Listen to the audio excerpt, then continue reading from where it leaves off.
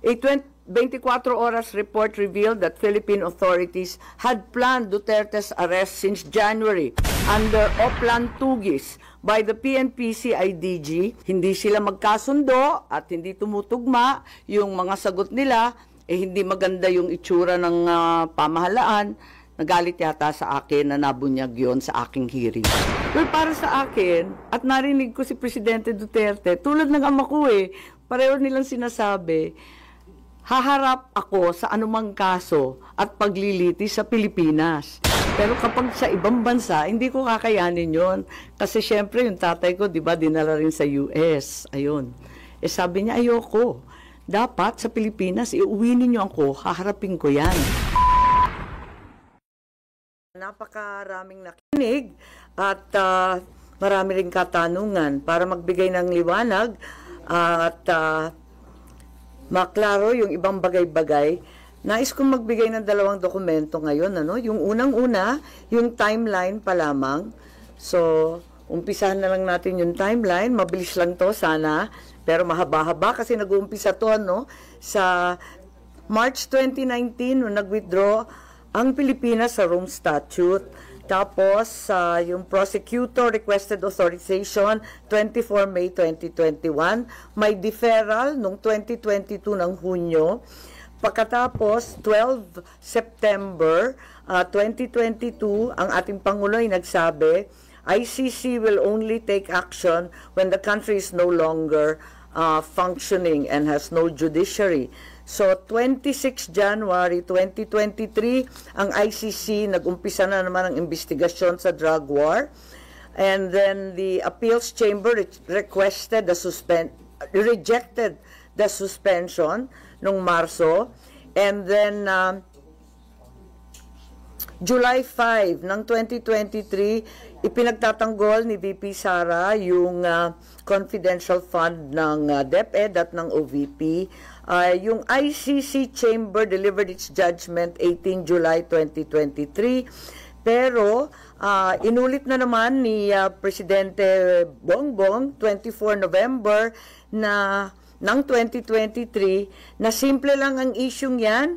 Hindi naman siguro tama na ang tagalabas ang mag-iimbestiga dito sa atin. So, yun ang nangyari, Tapos, gusto natin maintindihan yung konteksto ng mga pangyayari. At nung 15 December 2023, andyan na yung sulat kay VP Sara na the jurisdiction of the ICC over the Republic of the Philippines after the effectivity of our withdrawal is very much in question. And I am certain that you and all of my cabinet will echo my views. Sabi rin niya, for the 100th time, I do not recognize the jurisdiction of the ICC in the Philippines. Noong 28 January 2024, kauna-unahang maisog rally at binanatan ni former President ang ating Pangulo Bongbong. Noong 29 January, kick-off rally ng Bagong Pilipinas, pero kasabay din ang candlelight prayer rally ni Presidente Duterte. 30 January 2024, eto na yung unang hearing ko sa PI, People's Initiative, February 2 sa Davao, 13 dito na naman February sa Senado. And 20 February, si Pangulo ay nagsabi, I don't approve or deny it, but the ICC haven't done anything illegal. Ito yung tinutukoy ni Secretary Boying na pagbabago. Once they do, we will do something about it, but we are an open country. 19-2024, June. VP resigns as DepEd Secretary. 20 July, maisog, rally liwasan. 16 August, first Quadcom in Bacolor, Pampanga. 22 September 2024, VP Sara says, hindi naman kasi kami talaga nag-uusap. Hindi kami magkaibigan unang-una. Ayun na. And then 12 October 2024, sabi ni PBBM, I don't know anymore. I'm a little dismayed to hear she doesn't think we are friends. 11 November 2024, nag-attend si former President Duterte ng 11th Quadcom hearing. 13 November 2024, E.S. Bersamin said local authorities would consider cooperating with the Interpol if the ICC seeks the intervention of the International Anti-Crime Body. 14 November 2024, nung nakaraang taon, ang sabi ng ating Pangulo, if that's the wish of Duterte, we will not block the ICC.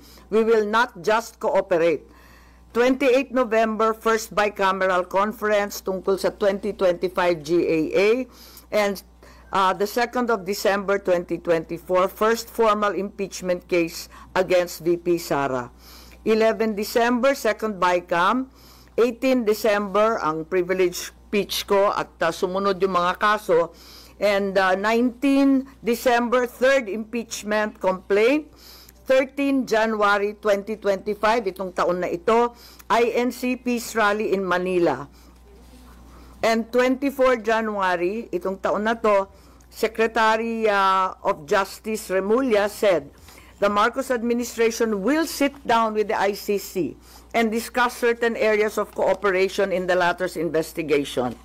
He also said, cooperation with an international tribunal is permissible, noting that ICC representatives have already been going in and out of the country without us raising anything.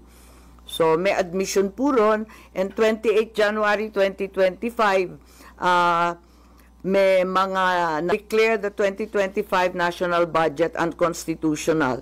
Nung 5 February nitong taong to, impeachment of VP Sara was approved in the House of Representatives. 10 February, the ICC prosecutor applied for an arrest warrant against former President Duterte. 22 February, People's Indignation Rally Mandaue, Cebu. 7 March, the warrant of arrest against the former president was issued as secret by the ICC chamber. 10 March, 2 PNP memos regarding the deployment of personnel and augmentation of PNP personnel to PRO 11. 11 March, the warrant of arrest was reclassified as public this time by ICC. 3:04 a.m., the Philippine Center on Transnational Crimes received an ICC request for the arrest and extradition of former President Duterte. At 9:20, he arrived at NAIA Terminal 3 from Hong Kong and was arrested at the Jet Bridge by DOJ, Interpol, and PNP, with his Miranda rights postponed at his request. He then was taken to Villamor, where he was housed in Maharlika Hall with his family and some legal advisors. By 11 a.m., Malacanang confirmed his arrest, while his daughter Kitty live-streamed the event. By 11:03, Duterte was flown out of the country on a chartered flight to Dubai and Rotterdam, Netherlands, as President Marcos held a press briefing on the arrest. 12 March 2025, DOJ Prosecutor General Fadulion issued a certification, bago po to, nahanap lang namin to, that President Duterte was arrested on 12 March 2025, approximately 11:44 a.m. May problema ako sa datos nito kasi bakit 1 day later? The custodial state has determined to deliver Rodrigo Roa Duterte to the ICC in accordance with Article 59.4 of the Rome Statute. And in accordance with Article 59.7, the arrested individual shall be transported to The Hague and placed in the custody of the International Criminal Court. 13 March, during an interview with Pinky Webb, Interior Secretary John Vic Remulla revealed that Duterte's arrest was a group effort involving National Security Advisor Año, Defense Secretary Teodoro, the President, with Año playing a key intelligence role in monitoring Duterte's travel. On 20 March, we had the hearing here in the Senate.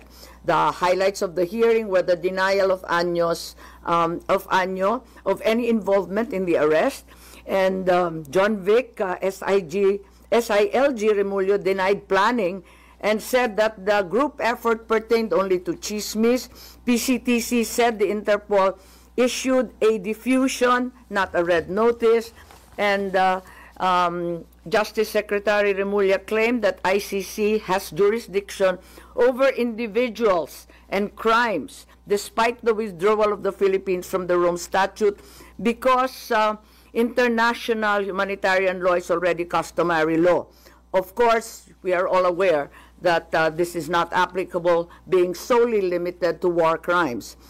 In the meantime, PNP General claimed that in expediting President Duterte's turnover to the ICC, he was trying to comply with the time period set forth in Article 125 of the Revised Penal Code, which applies only to warrantless arrest. A 24 Horas report revealed that Philippine authorities had planned Duterte's arrest since January under Oplan Tugis by the PNP-CIDG, and that Duterte sought asylum in China, but this was later denied by all parties. On the same day, DILG Secretary Remulla denied involvement in the arrest, stating he was unaware of any core group behind it and only learned of the Interpol red notice on the day of Duterte's detention. So as far as the investigation goes, this is the timeline, and we're happy to share it with you. In the meantime, I'd like to read the preliminary findings following last week's investigation and public hearing. Number one, the Philippines had no legal obligation to arrest former President Rodrigo Roa Duterte and turn him over to the International Criminal Court. What was received was only a diffusion notice, not verified or approved by the Interpol Secretariat. No verification by the Interpol whether the request complied with Article 3 of their Constitution, forbidding Interpol from undertaking any intervention or activities of a political, military, religious, or racial character. Under the terms of the diffusion notice, there was no obligation on the part of the Philippines to turn over former President Rodrigo Roa Duterte to the ICC, absent any request for extradition or request for surrender.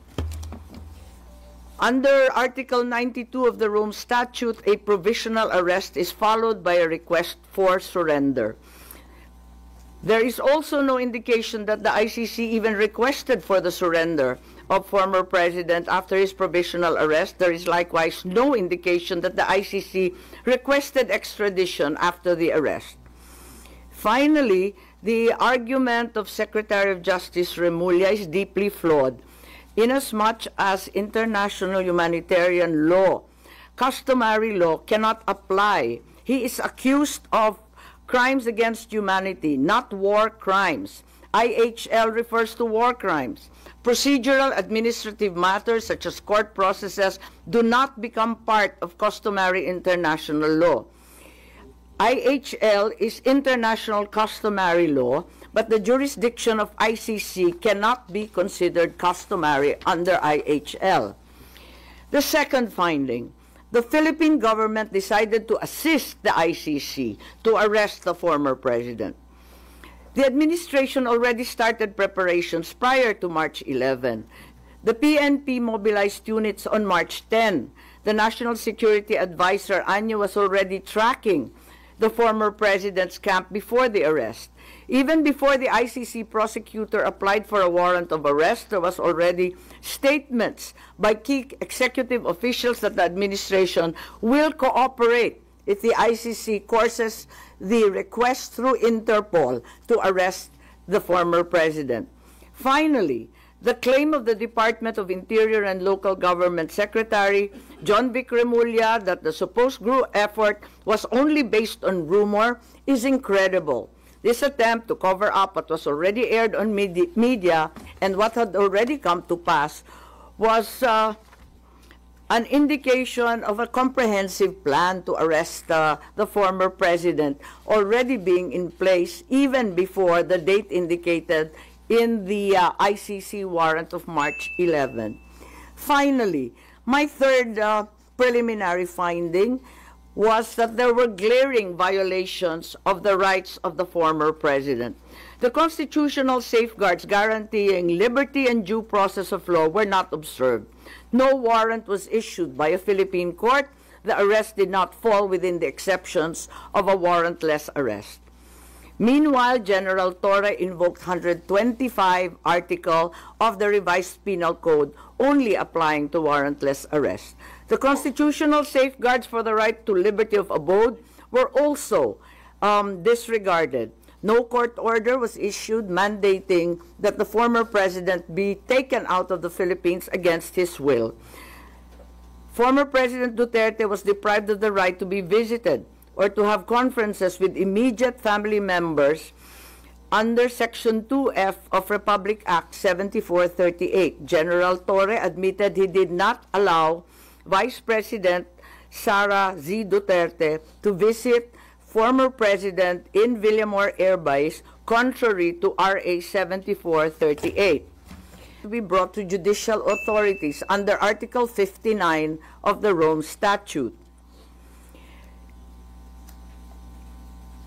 The former president was also denied the right to apply for interim release under Article 59 of the Rome Statute or the right to apply for bail under prevailing jurisprudence on extradition.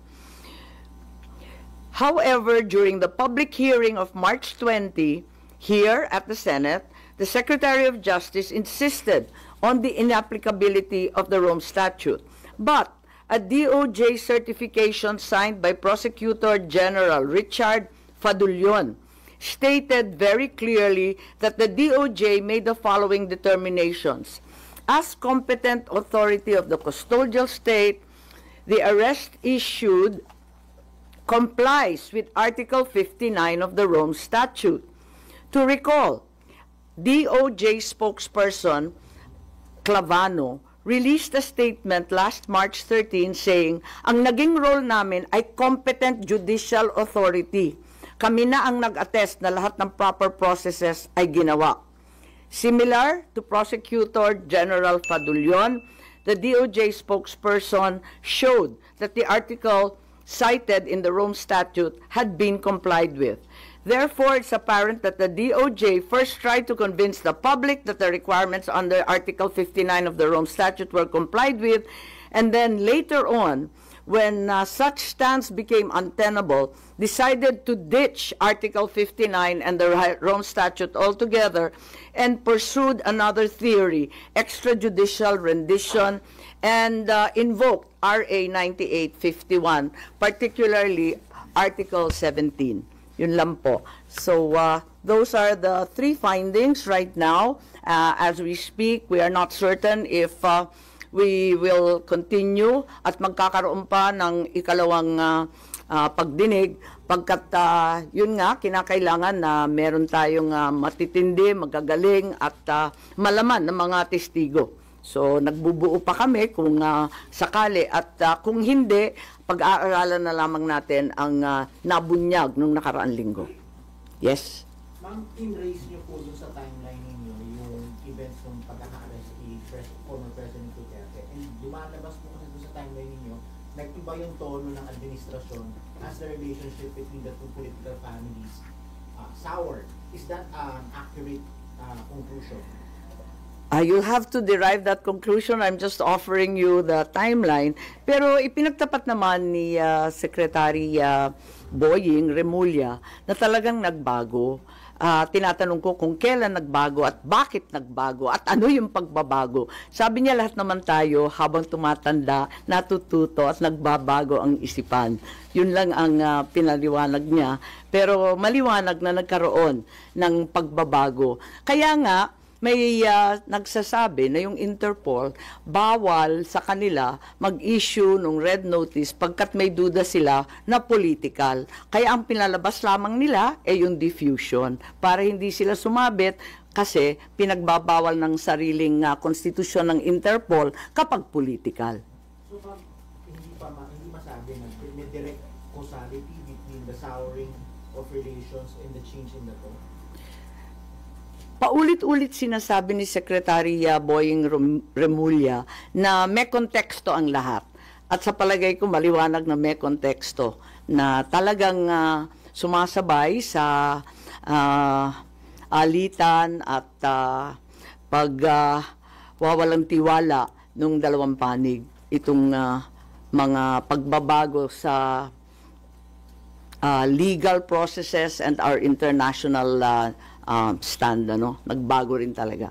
Ma'am, now that you finished or that you have your preliminary report, ano po yung nakikita yung legislation or are you planning a resolution for the Senate to take a certain stand? Ano po yung dulo nitong investigation? Well, ang dulo nito, maliwanagan tayo dito sa ICC. Yung iba nagsasabi na baka dapat ibalik na naman sa NBI at wag daw sa Philippine Center for Transnational Crime ang ugnayan sa Interpol. So may mga recommendations in policy, yun naman talaga ang ating pakay in aid of legislation. At alam din natin na hindi pa tapos to kasi may mga warrant pa na ilalabas. Alam natin na may 5 ng narinig tayo na laman nung ikalawang warrant, ano, na mula sa ICC.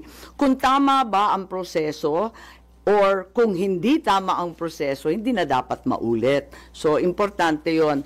At syempre, yung mga OFW natin na nasa ibang bansa, nanganganib talaga at natatakot kung dito mismo sa sariling bansa, natatangay ang isang dating Pangulo na may edad na at may sakit, paano pa raw sila? Kaya nais nilang malaman kung ganun na pinaglalaban natin yung mga na peperwisyo, na ko-convict pa sa ibang bansa, pinaglalaban natin na makauwi, paano ba ang sitwasyon ni Presidente? Ngayon, isa pa, medyo marami pong galit at nananawagan sa akin at tinetext ako, sinong mananagot dito sa nangyari? Kasi hindi naman po pwede na nakalusot ng basta. Ito bang initial findings ninyo naging basis para kumalas na kayo sa alyansa o dahil sa nakalipas na 2 political rally ng alyansa ay hindi na kayo na-mention ng Pangulo Bongbong Marcos niya? Kasi sinabi ko naman na, na talagang sa patuloy nilang pagbabanggit ng executive privilege, sub judice, ng national security, talagang parang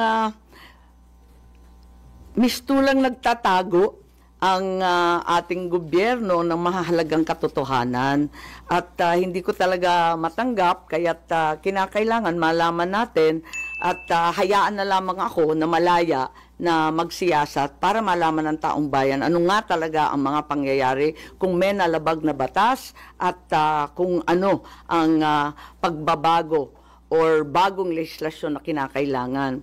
At tulad ng sinabi ko naman, mula pa nung umpisa ng halalan, mananatili akong independent. Dahil higit sa anumang political na pakinabang, dapat manaig ang soberanya ng bansa at ang tunay na katarungan para sa bawat Pilipino. So, wala kayong pag-uusap pa rin ni Pangulong Bongbong Marcos din? Oo, wala. Matagal na yun. Oo. So, sa tingin niyo, minasama ng Pangulo yung pagkandak niyo pa ng hearing tungkol sa nangyari pag-arrest?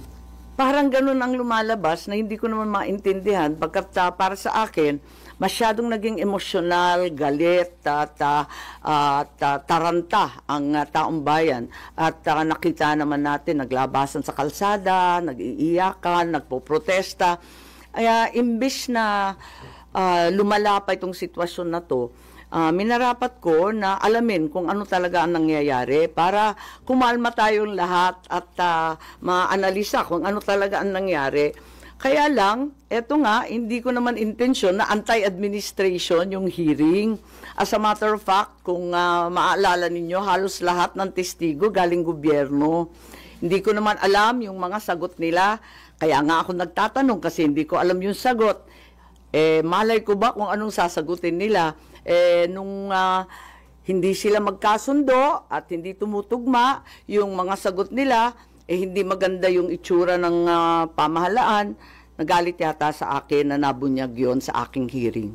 Sino nagalit?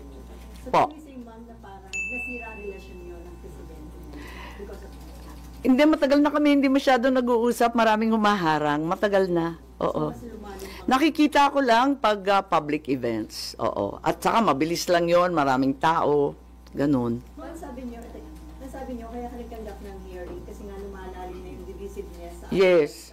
Pero dun sa naging result ng inyong hearing, sa tingin niyo mas lumalim pa instead na ma-address? Lumalim ang emosyon in the sense na nakita nila na maraming pagkakamali, at least yung tatlo na binanggit ko, na paulit-ulit na rin lumalabas sa social media. Kung tutuusin, very contrapuntal na siya, very anticlimactic na siya. Kasi paulit-ulit na yung lumalabas pati sa mainstream. Lumalalim ang ating kaalaman at mas lalo tayong nagagalit kasi labis-labis na ang dagok sa ating soberanya. At nababalitaan natin, labas-masok ang Amerika. Kahit hindi EDCA sites, ang katutak pa daw na Typhoon missiles ang pinapasok. Labas-masok din ang China sa ating karagatan at sa West Philippine Sea. Ngayon, dinadampot na lamang ang mamamayang Pilipino at dinadala sa The Hague. May natitira pa ba sa bansang Pilipinas? Nakakaawa naman tayo kung ganyan. So, kung lumala, sa palagay ko, lumalim ang pag-uunawa ng taong bayan. I think yun ang kontribusyon. Kasi, maski pro Duterte, pro Marcos, hindi na naging partisan, parang lahat medyo nagkaliwanag ng kaunti kahit papano. Ma'am, sino yung sinasabi niyo parang nagalit yata sa inyo nung hearing? Is it President Marcos? Yes. And you confirm this by, or you just feel it because you're his sister? Hindi kasi nung umpisa, sabi nila, hindi na daw makikilahok yung gobyerno. Pagkatapos noon, ang dami-dami ng testigo. Sabi ko, okay na. Ang dami-dami, nagpapadagdag pa nga sila ng pangalan, nagpadagdag pa nga sila ng upuan, kinapos pa nga tayo ng pagkain. Andain nila 3 kwarto tayo, di ba? Tapos, akala ko, prepared na prepared. Sabi ko, ayos to. Nagulat naman ako nung nagalit na nga kasi nga, siguro, hindi nagkakasundo. Yung mga sagot, hindi tumutugma. Hindi ko nakasalanan yun. Malay ko ba kung anong isasagot nila? Ngayon, paano nagalit? Kasi, naalanganin na ako, hindi ako napunta. Gusto ko pa naman, over-prepared na nga ako pumunta doon sa Tacloban rally. Hindi ako pumunta. Tapos, mabuti na lang pala hindi ako pumunta at hindi na ako binanggit. Kaya ako nalaman. Mabigay, sa Cavite and Laguna ka lang man hindi binanggit. Sa Tacloban ma'am nabanggit pa. Nabanggit pa. Ganun. Mali. O di... So, ma'am, a-attend po pala sa Tacloban? Nabanggit pa po. Ay, ganun. Hindi ko na maalala. Sa totoo lang, hindi ko masyadong tinututukan yung kampanya. Nandito ako sa investigasyon. Parang naisang tabi na, nakatutok talaga ako dito para malaman kung ano pa. Ma'am, yung hindi pagbanggit ng Pangulo sa inyo last campaigns, Cavite, Laguna, you take it as mukhang masama loob sa inyo? Yeah, okay lang. Walang problema. Kasi nga sabi ko, nakatutok naman ako dito. Hindi naman na eleksyon, kampanya, politika ang pinaka-importante. Nangingibabaw sa akin itong mga dagok sa ating kalayaan, sa ating soberanya. Hindi ko kaya to Talagang ipaglalaban ko yan Yung pag hindi yung hindi binanggit, pagkatapos sabi 11 na lamang ang kanilang kandidato, wag na tayo magpahirapan ng katawan. Sabi ko, kakalas na muna ako kung nahihirapan kayo. Mas madali naman ganun, okay lang sa akin, walang problema. May offer bang PDP laban ma'am para i-adapt kayo? Ang sabi may nag-aampon, hindi ko masyadong pinapansin kinakarir namin to Naduling-duling na nga kami kagabi Just in case open kayo ma'am, kung sakaling i-adapt kayo ng PDP laban. Alam niyo maganda naman yung libre, di ba? Yung malaya. So, mulat sa poll, sinabi ko, independent ako. Pero yun nga, dun sa lawag, syempre, yung anak ko nagmamaktol. Bakit hindi ako pupunta? Di pumunta ako, ganun. Tapos may mga kaibigan, pumupunta. Noong pa naman hindi naman ako present sa lahat ng lugar. Oo. Sa Carmen Davao, absent ako dun. Ayun. Tsaka sa Dumaguete yata, ewan ko, saan ko ba hindi masyadong pinuntahan. Pero wala nakikipag-usap right now sa inyo para mag-offer na. Wala naman. Siguro, nabunutan rin sila ng tinik na sabi ko, kakalas na lang ako para simple at klaro. Parang maliwanag na maliwanag. Magbalik ko lang po kay former President Duterte. Is it your conclusion as chairperson of the Foreign Relations Committee that what happened was extraordinary rendition? Hindi pa tayo maabot doon. Yung binasa ko 3 pa lang, preliminary finding pa lang to, na talagang walang obligasyon ang Pilipinas na i-aresto si dating Pangulo na yung ating pamahalaan ang determinado na lumahok dun sa pag-aresto ni Presidente Duterte at ikatlo na nalabag ang ilang karapatan ni Presidente Duterte sa ilalim ng Saligang Batas ng Pilipinas. Ma'am, hindi totoong biglaan, pinagplanuhan siya. Yun ang inyong conclusion, pinagplanuhan. At tinitignan pa namin yung dates kung kailan nag-umpisa kasi walang kaliwanagan. At paiba-iba nga yung version. May lumabas nga na nagulat din ako yung March 12 lang, yung DOJ, kung bakit ganun. Tapos na ang lahat, tsaka lang pala natanggap ng DOJ. Ma'am, kasi yung claim ni Vice President Sara na it was an extraordinary rendition. So, mali yung nakikita yung grounds for it to be considered as extraordinary? Wala pa kami dun Inaalam pa lang natin kasi nga preliminary pa lang to. Tinitignan ko pa lang dahil ang taas pala ng interest di ko akalain na ganun kadaming manunood. Tanong ko lang po ayaw niya bang manalo? Bakit niya kakala sa administration at this point? Oo nga, sabi nga suicide bomber nga daw ako Lagi nilang pinagmamalaki yung kanilang machinery. So why do this now? Because it's more important to me. May bagay na mas mahalaga sa politika, may bagay na mas mahalaga kaysa sa kampanya at panalo. Anong ibig sabihin ng senador na walang bansa? May kahulugan ba yun? Pero hindi yung indication na mas matimbang ang mga Duterte kaysa Marcos. Palagay ko, lampas-lampas na to sa Duterte at Marcos. Ang pinag-uusapan na dito, yung soberanya ng ating bansa. Mabigat na to Ibang usapan na to. Kung ano-ano nang dagok ang nangyayari. Eto nga, yung mga EDCA sites, yung mga Typhoon missiles, yung sangkatutak na banggaan, kuno, dyan sa West Philippine Sea. Ano lang matitira sa atin? Pati yung mamayan, dinadampot na lamang at naging probinsya na tayo ng Dahig. Sabi ni Senate President Escudero, hindi daw na-compromise yung sovereignty ng bansa dun sa pag-aresto at pag-surrender kay Digong sa ICC. Kasi sabi niya, under existing laws, yung daw mga akusado ng crimes against humanity ay pwede talaga ireklamo sa ICC. And then, Pilipino at hindi dayuhan yung nag-file ng kaso sa ICC. And then, wala pa rin daw kaso dito si Duterte. So, walang local court ang naagawan ng jurisdiction dun sa pag-surrender kay Duterte. Wala rito si Senate President Cheese, hindi ako makikipagdebate na wala siya. Ba't naninindigan kayo na na-compromise yung sovereignty? Yes, very clearly. Sorry, sabi niyo, may mas mahalaga kaysa sa kampanya at panalo. So you're willing na matalo dahil sa pakikipaglaban niyo dito sa ICC arrest ni Pangulong? Hindi naman ako matatalo. May kandidato bang matatalo? Siyempre, lahat ng kandidato naniniwalang mananalo. Mas maraming Pilipinong nakikinig sa katotohanan kaysa sa kabulastugan.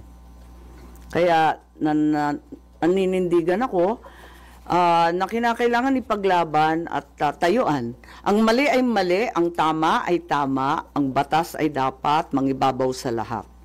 But you admit, ma'am, or do you feel na naapektuhan yung kandidatura niyo dahil sa Baliktad yata. Ramdam ko baliktad. Ano pong ramdam niyo? Kasi maraming tao na hindi naman masasabing pro-Duterte, hindi naman sasabihin na anti-Marcos, na nagalit sa pangyayari. And you feel that will help your candidacy, ma'am? Hindi ako nag-imbestiga para mangampanya, para sumikat. Labis-labis na nga yung sikat namin. Yung apelyido ko nakakasindak So, ma'am, you will not make it part of your campaign messaging or magiging campaign issue niyo po itong arrest niyo? Hindi naman ako nag-imbestiga para magpasikat or ma-endorso or maging bahagi ng ibang partido. Nag-imbestiga ako para malaman kung ano talaga ang nangyari at kung talagang nasunod ang batas ng Pilipinas, kung talagang kaya natin tayuan ang ating soberanya at kalayaan. So, may nakikita na po ba kayo so far kung sino yung dapat managot and anong violation? Yun nga, ang tinatanong ng lahat, sino daw kakasuhan. At yun pa ang inaalam natin. Kaya nga, maraming nagsasabi, bitin, dapat magka-second hearing. Sabi ko, basta makaproduce tayo ng testigo. Kasi kung hindi naman malaman at makatotohanan, ano usapan natin, maraming lihim. Ang maliwanag, malabo. Yun talaga, napakaliwanag sa lahat na ito. Maraming kinukuble, maraming pinagtatakpan, maraming hindi totoo, at marami tayong dapat siyasatin. But sa ganong level, ma'am, ng usapin, paano po yun? Cabinet Secretary level po ba yung dapat managot? Ano po yun? Hindi ko alam. Tulad ninyo, alam ko lang ang report ko, at sa ngayon, hindi po maliwanag talaga. Ang daming loose ends, ang daming butas, ang daming malabo. Ano pa pong lalaman din ng second hearing po? If you get witnesses, then what will... Well, unang-una, magkaliwanagan dun sa sinasabi ng international law, hindi naman pangkaraniwang practice yan, hindi naman araw-araw na yan ang pinapractice ng abogado. Kinakailangan siguro yung ex-justice, yung mga framers ng konstitusyon, ang dating mga mambabatas. Hindi ko alam, or else yung mga expert din sa international law. Pagkatapos nun, yung iba pa. Maraming nagsusulat di ba? Pero pag nabasa mo yung pahayagan, parang hindi naman sila neutral, parang lahat may panig. Iniiwasan natin yon hanggat kaya. Pagkatapos noon, yun nga, yung katulad ng sinabi ko kanina, yung mga OFW, gusto malaman kung talagang maipagtatanggol ba natin sila. Eto na nga, dito sa Pilipinas, paano pa daw sila nagkakayod at naghahanap buhay sa ibang bansa. Kayang-kaya silang kunin. At saka yung mga nakakulong, makakauwi pa daw sila. Paano ba? Tapos, yun nga, sino mananagot? Maraming tanong pa rin talaga. Ma'am, nung na-elect si Bongbong as president, sabi niyo, ito yung chance to redeem yung pangalan ng mga Marcos. Considering dito sa issue sa pagka-aresto kay dating Pangulo. Mariredeem pa ba? Or sabihin niyo, i-raise sa atin? Well, nanghihinayang ako, hindi lamang para sa pamilya namin, kundi para sa ating kasaysayan, no? Kasi nagumpisa sa amin nung EDSA, pagkatapos noon, di ba, nakulong din si Presidente Erap, si Presidente GMA, nahinto lang kay Presidente Duterte. Eto na naman, naaresto na naman. Umpisa na naman ba natin itong siklo ng paghihiganti, ng balikan, kapag wala ka na sa kapangyarihan, babanatan. Parang ako'y naaawa sa Pilipinas. Kung ganito na lang tayo, paano pa tayo uunlad? But you're still hoping na matapos ni Bongbong Marcos yung kanyang term ng maayos? Siyempre, oo. Pero ang dami ng problema talaga. Pero ma'am, yung banatan na sinasabi niyo, di ba nagsimula yung banat galing sa dating presidente kasi started yung nasa timeline din yun na sinimulan niyang banatan si Pangulong Bongbong Marcos. Tignan natin ang maigi kasi naaalala ko, andito ba yung kodigo? Meron rin kasi nag-umpisa yung kay VP Sara. Kasi nag-umpisa yung kay VP Sara noong July 2023. Hindi ako abogado ni VP pero tinitignan ko lang yung date, nandyan sa timeline. Can we please go to 5 July 2023? Ayun. Parang nag-umpisa, doon nag-umpisa sa July, nung humarap sa Kongreso. At yung confidential fund na dinidikdik, uminit ng September, October, ayun. At parang tulad ng sino mang ama, nagalit na siguro si Presidente Duterte. At nung 28 January 2024, ayun na. Nagwawala na siya sa Davao. Matignan ninyo yung mga date na, kaya nga ako naglagay ng timeline, sabi nga nila, dapat yung timeline, yung mga legal lang. Pero hindi natin maiiwasan na may kinalaman to sa mga pangyayari dito sa Pilipinas. Yung ating timeline ang magsasabi kung sino talaga ang nauna. Tulungan na lang ninyo ako na dagdagan pa to, i-fill in the blanks at buuhin. Yes. Do you fear na yung nangyari kay dating Pangulong Duterte, posibleng mangyari din sa pamilya nyo na ma-ICC din kayo once you're not in power anymore? Kasi nangyari sa dating presidente. Yun na nga ang sinasabi ko na nakakahiya itong nangyari. Apakalungkot natin bilang Pilipino para tayong failed state. Hindi naman siguro, andyan pa rin ang ating mga husgado, magagaling ang ating huwes at abogado. Bakit naman tayo nauwi sa ganito? At tulad ng sinabi mo, kung nangyari minsan, pwedeng maulit. So you fear, you worry na baka mangyari din sa inyo, ma'am. At hindi na Pangulo yung kapatid niyo. I think it's speculative. Fear is hard to express at this point. Ma'am, si JPE may warning doon sa mga OFWs na kung daw makikinig doon sa panawagang zero remittance kasi pwede daw yung Congress i-cancel or suspend yung mga tax exemption o tax incentives na binibigay sa kanila. Nakita ko nga mainit ang ulo nila kay Johnny. At ako, nararamdaman ko ang paghihimutok ng ating mga OFW. Ramdam na ramdam ko. Kaya nga, mahalaga itong pagsisiyasat para una, malaman natin kung karapat-dapat ba ang nangyari kay Presidente Duterte at kung sakali maiuwi pa ba natin yan. Ikalawa, kung ano ang magagawa natin para sa mga OFW natin na napipinsala o di kaya na paghahatulan doon sa ibang bansa. Pero yung paghihiganti na babanatan mo rin ng tax, ng yung mga travel tax na sinasabi at yung iba pang benepisyo, wag naman, wala namang ganunan, pambihira naman. Sila na nga nagbubuhay ng ekonomiya natin, sila pa ang uupakan natin. Hindi naman yata tama yun. But you're hoping na sana wag nilang gawin yun kasi ang maapektuhan, hindi lang yung family nila, kundi economy natin. Well, naintindihan ko sila to what extent na talagang gagawin nila, hindi ko alam. Pero malaking tulong sila sa ating ekonomiya. Sila talaga nagpapalutang na napakaraming pamilya rito, lalong-lalo na sa Ilocos. Kaya alam na alam ko yan. So against kayo doon sa possibility na isuspend yung mga incentives nila? Wag naman. Walang ganyanan. Oo. Baka may ulo. Ma'am, sabi po ninyo, meron pa pong next hearing malamang. Hindi ko pa sure kasi nga nagbubunga kami ng testigo. Kung sakali, agad-agad sasabihan ko kayo.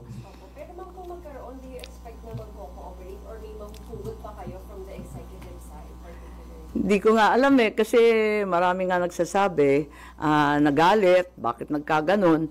Abay, hindi ko naman sinasadya, hindi naman anti-administration. Inimbita ko nga, puro gobyerno. Halos wala ang testigo yung kabila. Kung hindi pa nag-video call si VP Sara, wala na yung kabila, sa totoo lang. Kaya't yun nga, sana lumahok pa rin sila, sana bigyan pa tayo ng linaw at maisaayos natin ang mga datos at yung mga pangyayari. May binanggit kayo ma'am na 5 forthcoming warrant. Oo, ang balita, di ba, yung haka-haka, yung mga kapulisan to, si Senator Bato, Albayalde, di ba? Yung, Leonardo Danao, sino isa? Kalimutan ko. Albayalde, no? Hindi, 5 Oo, Leonardo Mata Danao. O, tama, 5. Including Bato. And then Bato, oo. Ang alam ko, 5 nandun sa warrant. Pero chismis lang yun, hindi pa lumalabas. So, Kaya hindi ako mag-group effort base sa chismis.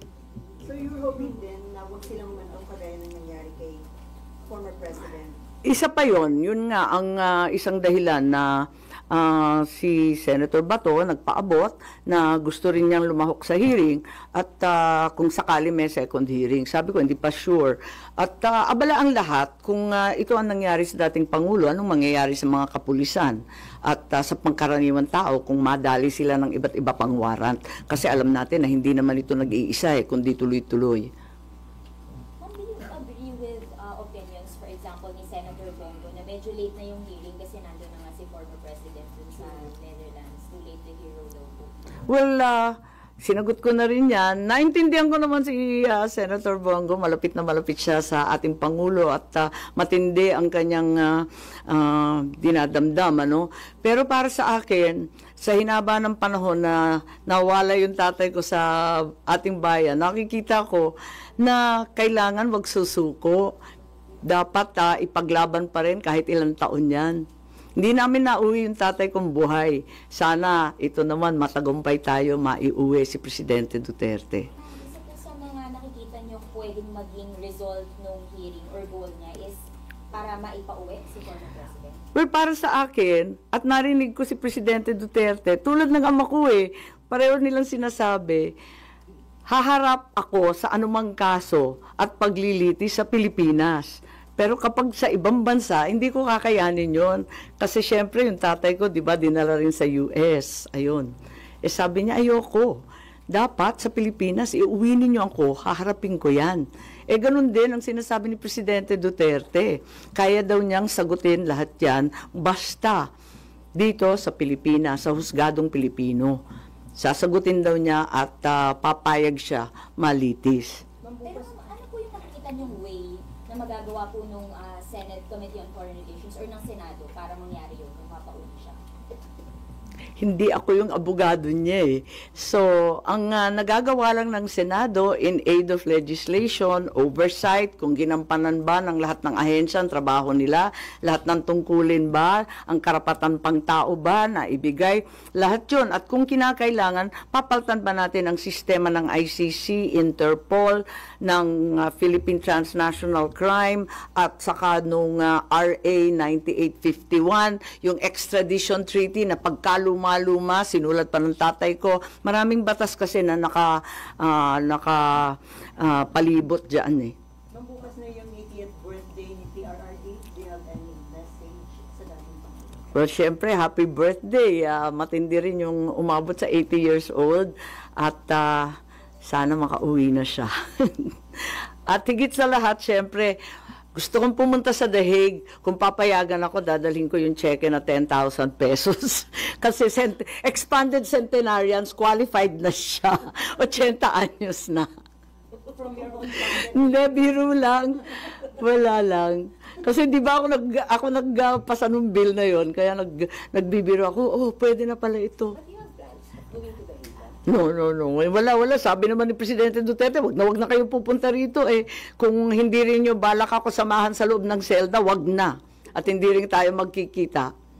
Meron po bang sense of urgency dun sa findings ng Committee on Foreign Relations, given na meron nga pong baka sumunod pa na warrant? Para kung ano man po yung nangyari dun sa situation ni former President Duterte, hindi mangyari sa kanya. Tama. May urgency talaga kasi alam nga natin may second, may third warrant pa raw. Kaya kinakailangan mabunyag na lahat ng pagkakamali at wag na kailanman maulit. At kung kinakailangan paltan yung polisiya, yung batas, tignan na natin at magkasundo tayo para maiwas to. Ma'am, do you think yung ICC nagamit as a political tool against the enemies of the administration? Naku, mahirap pa mag-conclude ng ganun. Pero kayo na ang humatol. Pero yung mga cases, sir, na-file yun during the time pa ni Duterte. Sorry? Yung mga sinauna, yung timeline nga, ang aga nag-umpisa, di ba? 2017, 2018, kulang pa nga yan. Kasi hinaba-haba niyan eh. Kulang pa nga eh. Nag-umpisa tayo 2019 na, withdrawal from the ICC. Actually, mas maaga pa yan eh. Kasi, di ba, nag-umpisa sa preliminary investigations at yung pagbabala nila na pupunta sila rito. May chance pa ba na magkaayos kayo ng Pangulo? Lagi naman akong nandito, lagi naman akong manang, hindi naman ako nagbabago kailanman. At mula pa nung bata kami, parati naman siyang pinagbibili ng tatay ko na alalayan. Ang problema, hindi ko na magampanan. At maraming humaharang, hindi nakikinig, hindi ko alam. But you're saddened. You're saddened. Of course, it's not the ideal situation at all. Hindi ka Tanungin ko lang, bali ang stand nyo is independent lang kayo, hindi naman kayo opposition. Hindi naman siguro. Independent lang, mahirap pumanig eh. Nung umpisa pa lamang ng eleksyon, no, nung October pa lang, sinabi ko na maging independent ako. May partido ako kasi NP ako, pero ayokong pumanig sa isang grupo laban sa kabilang grupo. May masamang pakiramdam ako siguro nung October pa na mauuwi ito sa Bardagulan. Hindi ko maalam na mauuwi sa ano bang tawag dyan, sa pagtangay ng isang dating Pangulo sa ibang bansa. Mas malala ang nangyari kesa sa inaakala ko. So, ano nakita yung direction ng bansa under the leadership of your brother?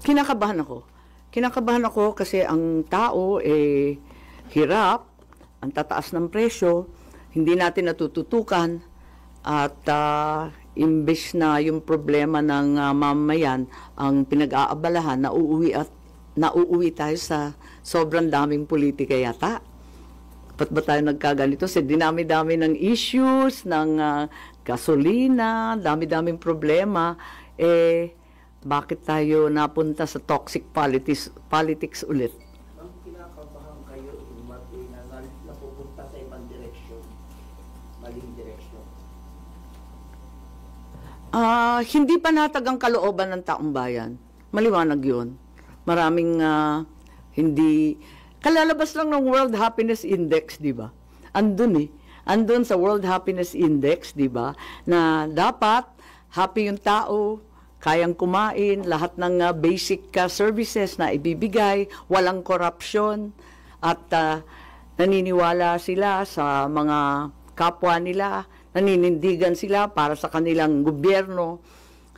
Marami doon kulang sa atin.